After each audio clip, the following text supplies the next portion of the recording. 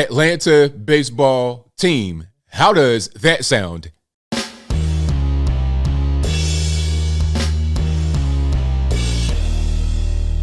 How's everybody doing? My name is Anthony Brian Logan, and today we got to talk about a USA Today columnist who will refuse to use the term Atlanta Braves in any of his columns. Now, why is he doing that? What's sparking this decision? Well, he said he does not like the tomahawk chop that they do, the celebration in the crowd. He doesn't like that. That's offensive. And the term Braves, I guess, is offensive as well. And since he spoke to Native American elders, leaders, friends, associates, that's only fortified his belief. How does his employer feel about this? USA Today, how do they feel about this? They say they support him 100%.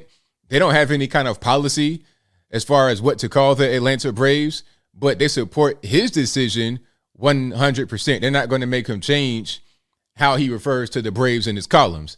Now, I have a lot to say about this, and I think that anyone who's been paying attention could have seen this coming. Ray Charles, Stevie Wonder, doesn't matter who you are, you could have seen this coming miles away. Miles away.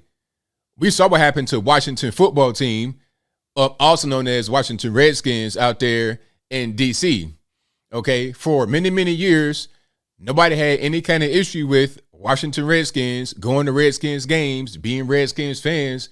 And I'm from Virginia, so when I was growing up, either you were a Redskins fan or a Cowboys fan, or you're like me, you became a Rebel and you became a Vikings fan. I'll talk about that part a little bit later.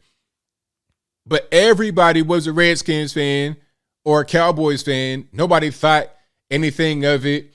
And when they play on Thanksgiving, it was always a good time. Friends and family come over. It's Cowboys and Indians. We having a great old time. And when you were a little boy, you play Cowboys and Indians. Okay, you got your feathers running around. You're doing the chants and the chops, and you might be a cowboy. You got your little revolvers and your cowboy hat and all that kind of stuff.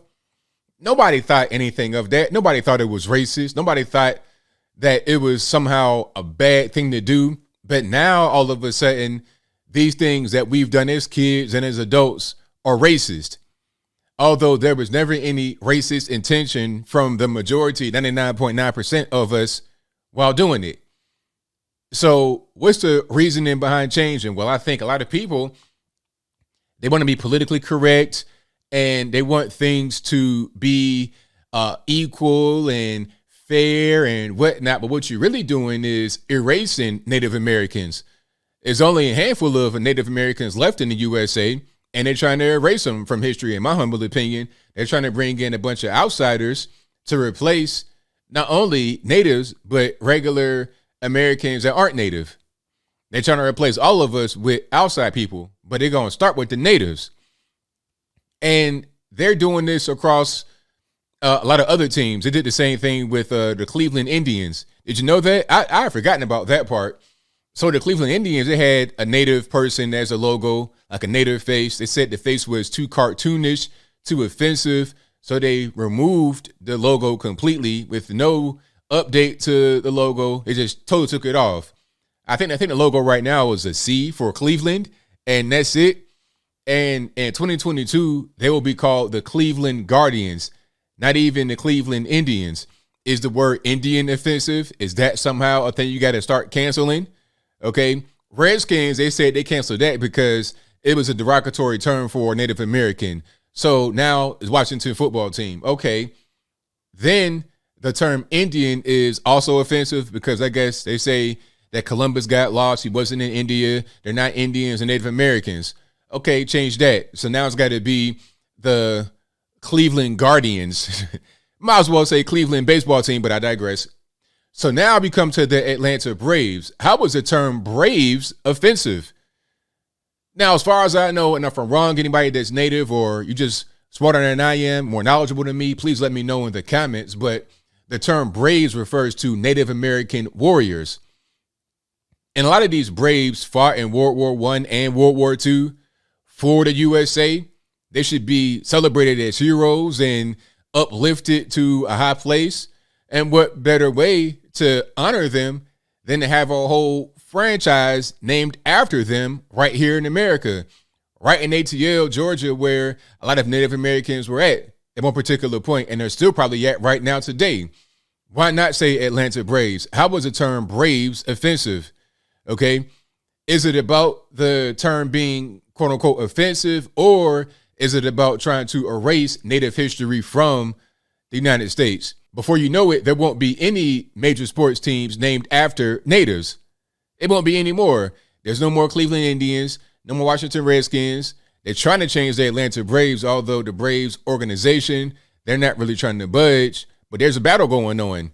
There's most certainly a battle going on. And some things that you may think are as a result, some actions you may think are as a result of a particular thing may not be because of that particular thing. And I'll explain. Remember the whole thing about the AllStar Game, and then the Major League Baseball removed the baseball game from Atlanta because of the Georgia voting law, and they went to Denver. And then the question was, okay, if you're going to move the AllStar Game from Atlanta to Denver, how does that make sense if it's about the voting law when Denver has stricter voting laws than Georgia? What's going on? Is it about the voting laws, or is it about something else? Maybe there's pressure on the Atlanta Braves to change their name, and taking the All-Star Game away could have been part of this whole pressure tactic. Now, unfortunately for the Atlanta Braves haters, they're now in the World Series, and if they win, that'd be a serious dose of karma right there. So they can't really cancel them. So now they're trying to do stuff like this, saying, okay, we're not going to call on the Braves. And in the media, we're going to shift the perception. We're going to make it to where you won't even see their name in our stories. That's kind of what's going on here. They're trying to bully them into changing their name. And again, I think it's all about erasing Native Americans. Back to my football team, the Minnesota Vikings. You see the logo, big Dog the Bounty Hunter looking, Dolly Parton looking, crazy blonde hair, horns, big long mustache, a 10-foot long mustache. You have a white guy representing a Viking. Okay, these are the guys out there in Scandinavia. They're warriors, hunters, or whatever, seafarers. That's not offensive. Okay, that's somehow okay. What if that same logo was used for, a native team like the Cleveland Indians? They could say that the logo was too cartoonish. Okay, we'll take the same logo the Washington Redskins had. It was very well done, very respectful, and it was drawn by a Native American man. He made the logo himself. So how was it offensive? A Native man drew it, and it was very masculine, very strong, very powerful. I mean, you got stuff like that on coins that we have in the U.S., okay? So why is that offensive? It's not offensive. It's about trying to erase natives, all in the name of being woke. I think some people think that they're doing the good thing by being woke, and they can't have these offensive images of Native American people. But is it really about that? I'm not sure, because the Vikings, is that an offensive image of a white person? How about the Notre Dame Fighting Irish? You literally have a miniaturized Irish person in a fighting stance, right? And what they say, the Irish are the black people of Europe. They always want to fight, and they're poor, all this and that. So that's offensive to Irish people. Fighting Irish. Imagine the fighting natives, the fighting Indians, the fighting Redskins. You see what I'm saying? But it's okay because, again, they're white. Even Tampa Bay Buccaneers, the old school logo had a swashbuckling pirate and all of that kind of stuff on it. I think the mascot is still a pirate. The Oakland, LA, San Francisco, San Diego, wherever they play now, the Las Vegas Raiders. Okay, you have another, what you would look like, it appears to be a white guy, a pirate, or somebody, some kind of violent white guy. That's totally fine, though, because you're not representing anybody else other than the white guy. So you're going to keep the white guy on stuff, on food products, on sports team logos, on all of that good stuff, but take other people off of food products, Aunt Jemima, Uncle Ben's, Washington Redskins, Cleveland Indians, Atlanta Braves. You want to take them off and throw them away. all in the name of trying to be woke and to have representation. As I close, I want to say this. This whole woke movement that's happening right now is so silly. If it wasn't so damaging, I'd be laughing a lot of the time. But it's damaging because people are being racist. People are removing other cultures and other people from America, all in the name of being woke. And I hope people that are doing this are able to just step back for a moment and be like, oh, wait a minute. They are taking off all the natives and all the blacks and everybody else, all the Hispanics, everybody. They're taking them off and then leaving the white man there. Why? What's the point in doing that? Have everybody be there. You want to be, you want to have multiculturalism and whatnot. Leave everybody right there.